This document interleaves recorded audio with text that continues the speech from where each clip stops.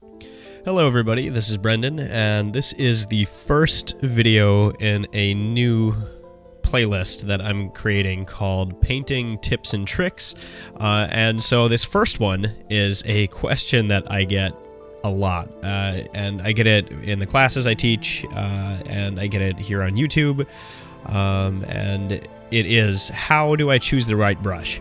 You know, I think it's something that seems daunting at first for a lot of digital painters. Is you get into Photoshop and you're like, oh, there's so many brushes to choose from, and you see all these really awesome works of art, and it's daunting to feel like, okay, how do I choose the right brush? But it's something that actually I think is not as important after you get comfortable with Photoshop, and you can actually paint about 90+% of anything, any subject matter, whether it's people or buildings or nature and vehicles, whatever, with about four kinds of brushes. If you just have a set of 4 or 5 brushes that are kind of your go-to brushes, you can paint anything. So in this video, I'm going to be taking a look at what kind of brushes those are, how to break down and how to see the brushes to choose when you paint something. Okay, now you may see here in the video that I'm doing a lot of value scales. I basically think this is a really useful exercise for whatever brushes, whether using Photoshop's standard brush set or a custom downloaded brush set.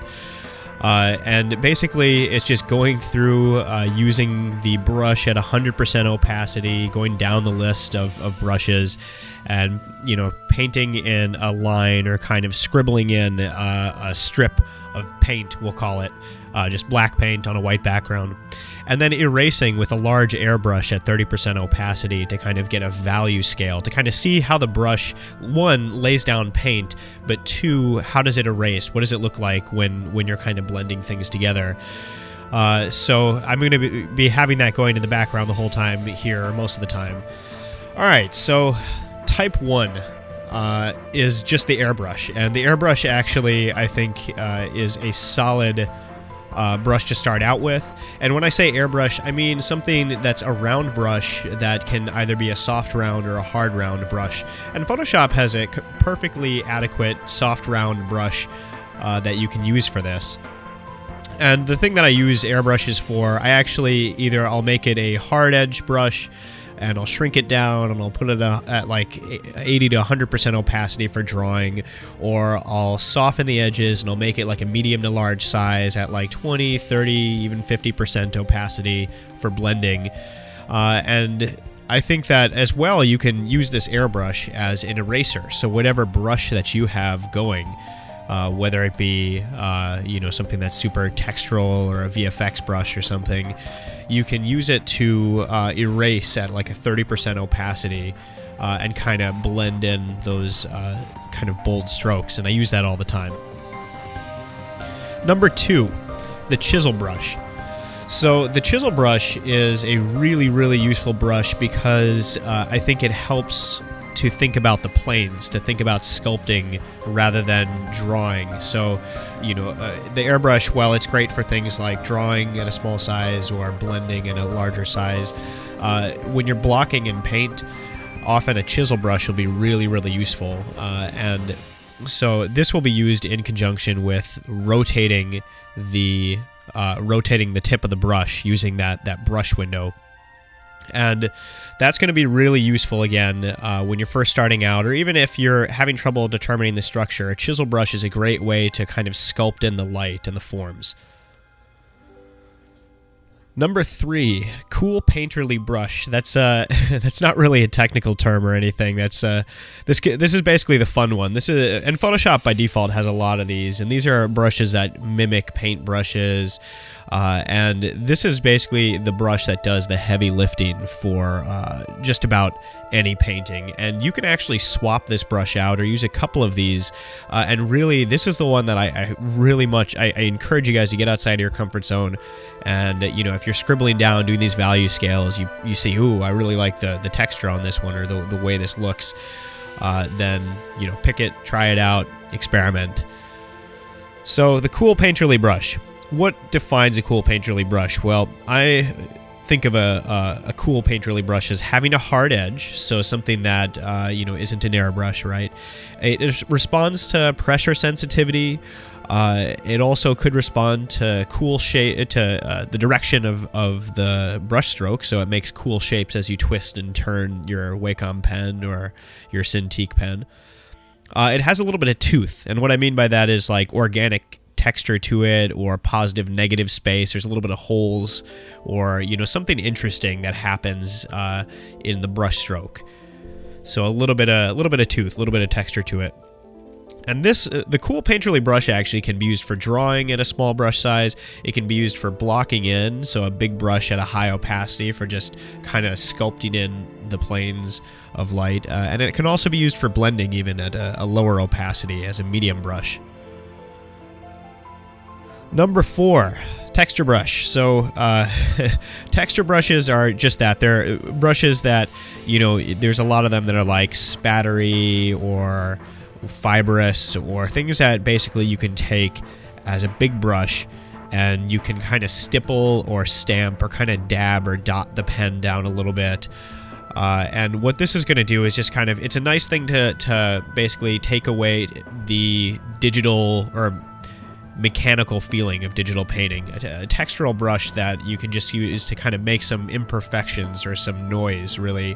And it's something that you can be really flexible about, whether you're doing like rocks or trees or something. There's a lot of options to use a brush here. And again, what defines this is basically a brush that will, add texture, and especially it's good for stippling or dotting in with a big brush. And what I like to do with that is I'll dot in texture at like really big brush, high opacity, and then I'll erase with an airbrush in some areas.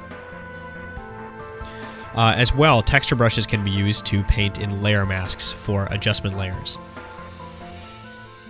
All right, and number 5, this one is a very particular use. It's VFX brushes. So what do I consider VFX brushes things that are special case brushes, and it's really good to have a set of these. Anytime you need to do like plants, right? You need some foliage, you need stitches or chains, or you need fire or smoke or snow. They're just brushes that are very particular for the case that you're using them. But there are those cases where just choosing any brush won't work, and in that case you will want to have some good VFX brushes.